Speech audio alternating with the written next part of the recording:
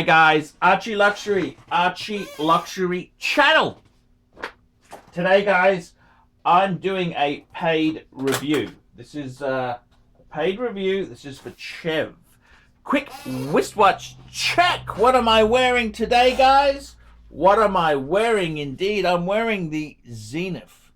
Beautiful Zenith El Primero, Chronomaster El Primero. Okay, today we're doing a review here. Good morning, good evening, Archie. I gotta be honest with you, I absolutely love your channel. Thank you.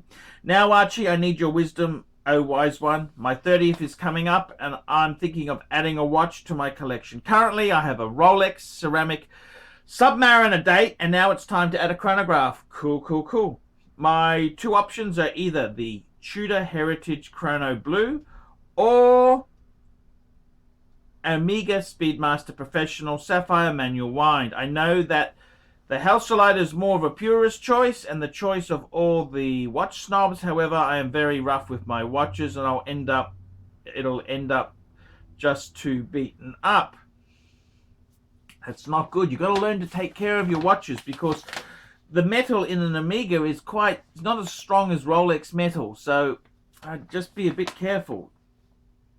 I just sold a vintage Datejust with the plexi crystal, and after about a week of wearing it, it looked like it'd gone out on a date with a natural bullet. It looked horrible. So even though I'm committing watch collecting blasphemy by getting the Sapphire, so be it. Now, back to the question. Tudor Heritage Chrono Blue or Speedy?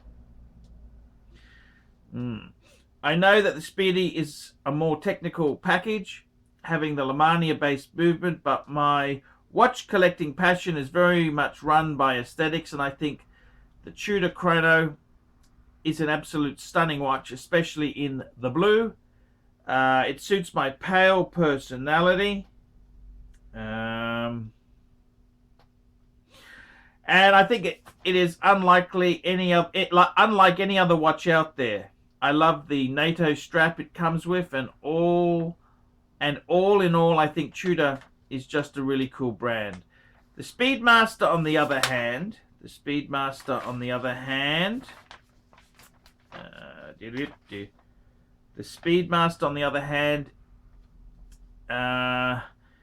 a Speedy. It's a vintage piece with plenty of history, and it certainly looks great on my wrist. I love that I'm getting such a masterpiece of a watch for a relatively affordable price. It's got street cred, a great movement, and a very vintage feel. It's obviously more conservative than the loud Tudor, but its perfect design and size mean I have always loved it. I have always loved it. Very cool. Now let's have a look here. My criticism of the Tudor is that it is ever so slightly on the larger side and could potentially be an issue. I don't have small wrists, just over 7 inches, but I don't like clunky, chunky pieces. Also, it does have an ETA movement, which is no comparison for the Speedy's movement. However, the money has obviously gone into the oyster case and the design. I can live with the fact it's not an in-house movement. My criticism of the Speedmaster is that I just don't think it has much flair or attitude as the Tudor.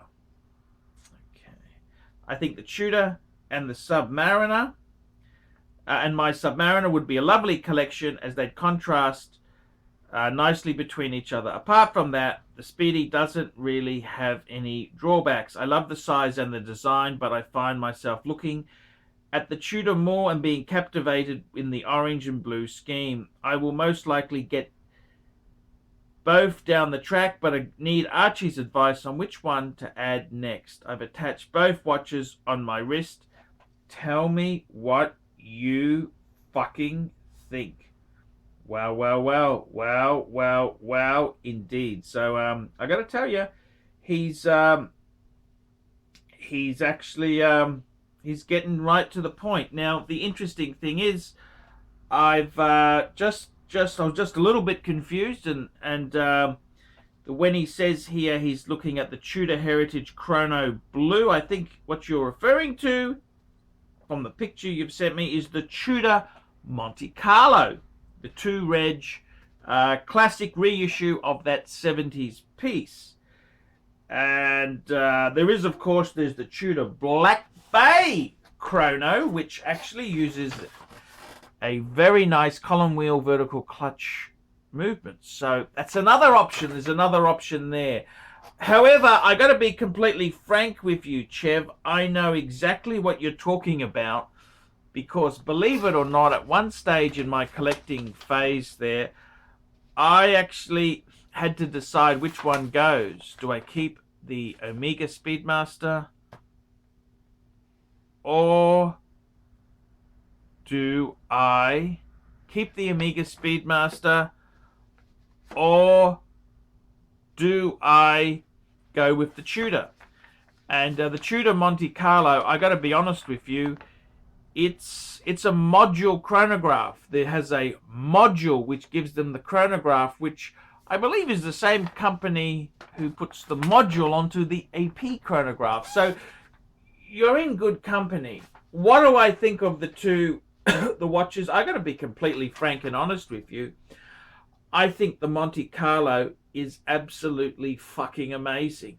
It is fucking amazing. And I had the grey Monte Carlo, and I get exactly where you're coming from. And I mean, what do I think of you getting the Speedmaster without the Halcylite? Look, I'm not so against that. I really do think the Speedmaster, as long as you go for the manual wind movement version, that's all that matters. People, I mean, I like the Sapphire, but sorry, I like the Halcylite, but the Sapphire, it's not a showstopper. And they've also got the Sapphire Sandwich, which has got the display back. That's also, it's not my cup of tea, but it's not terrible. The other Speedmaster I really like is with the manual wind movement, the Broad Arrow. I think the Broad Arrow is absolutely, I think it's gorgeous. I really do love the Broad Arrow with its steel bezel and the Broad Arrow hands. And I've got to tell you too, I also like the first Omega in Space variation. So there are a number of Speedmasters. Okay, I get what you're saying. And then, you know, I hear what you're saying. The Tudor Monte Carlo, I've actually owned one. I did find it a little bit big. However, that was when I was going through, most of my watches were smaller. So now that I've gone for big chunky fuckers, like I'm wearing a 42mm Zenith, I don't think the size of the Monte Carlo is a problem. I think it's modern, it's bold, it's big. It's like the big block Tudors that they had from decades past. You don't always buy a wristwatch for the movement, okay? I know there are movement nerds out there. There are movement nerds out there, but sometimes you don't just buy it for the movement. The movement is important. I get it. However, it's like when I bought my Hoya Monaco. I mean, yes, it's got a Solita movement, poo bar, but you buy this because it's a fucking design icon. It was one of the first automatic. There's a big contention between the Zenith and the Hoya. They came out about the same time, late 60s, 1969. And it was, the reason you buy this is for that left-hand crown, the beautiful 70s blue. I mean, I was born in 1972, and I can remember this blue. So many things had this kind of a real blue, real darky sort of blue, and I love the combo of blue and red. I think that is a very, very cool combo there. So I mean, you buy that, it's not necessarily for the movement, you're buying it more for the design. So I get it, I do get it. If it was me, which way would I swing? Hey, I gotta be completely honest with you. If it was me, I'd probably swing for the Tudor. I think the Tudor Monte Carlo is a fucking sexy piece. I really do love the Tudors. I got to be honest with you. I've really, my first new watch, this millennium, Tudor Black Bay, and I love it. It's big, it's bulky, it's just. I got to be honest with you. If it was me, I'd go Tudor Monte Carlo. Tudor Monte Carlo. Go blue, go grey, go black. Whatever combo you want, you go for it. Grab it by the balls. The Tudor, it's a great watch. It is fucking... I think it's just funky cool. It's not about, oh, it's got to be this. It's got to be... You know, so much watch snobs out there. They take away from the enjoyment. I do love my Speedmaster. I really do love having an Omega Speedmaster. I don't think I could not have one. But I honestly, I would have to say, I get it. I get it. The design excellence on the Tudor is just fucking... It's just out there. I really, really do get the Tudor. And even though it's an ETA movement, I reckon grab it by the balls. That's a beautiful watch. You're buying that for your 30th.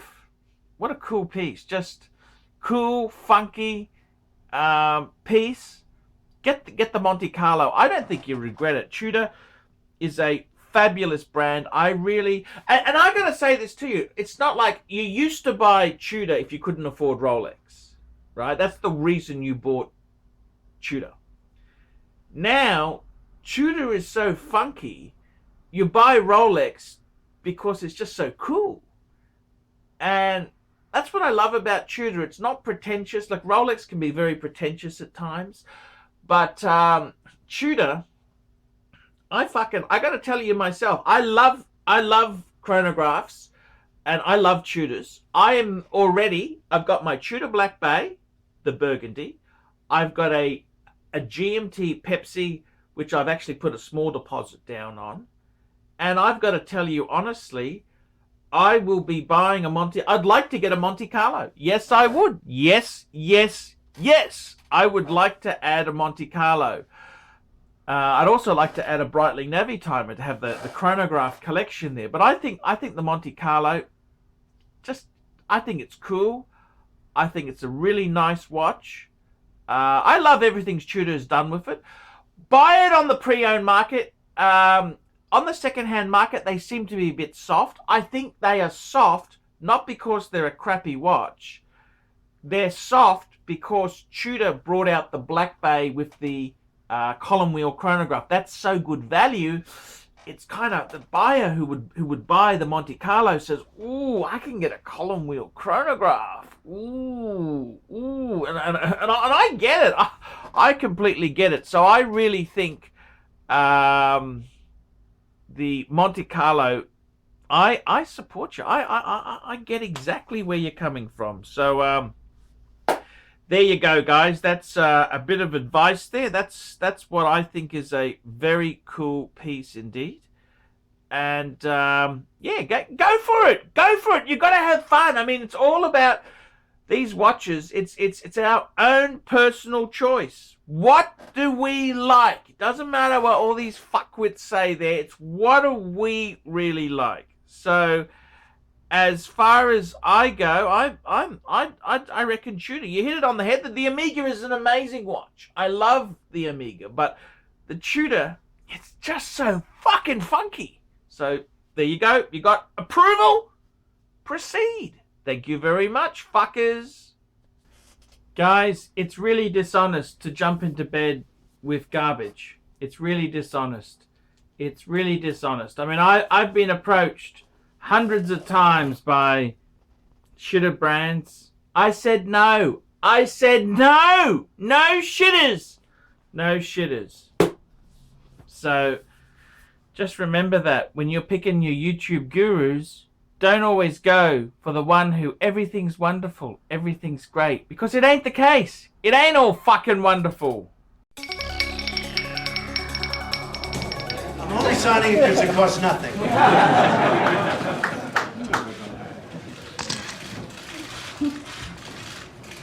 So this is the congratulations to everybody.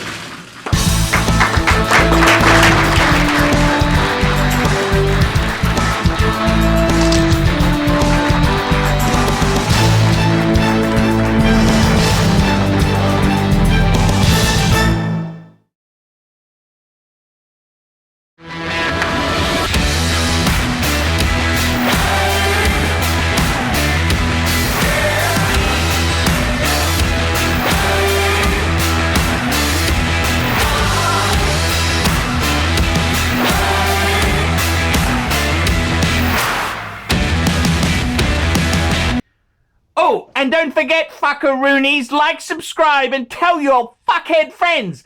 And don't forget to mention the Archie Luxury Travel Channel. That's where I'm doing live shows, fuckers.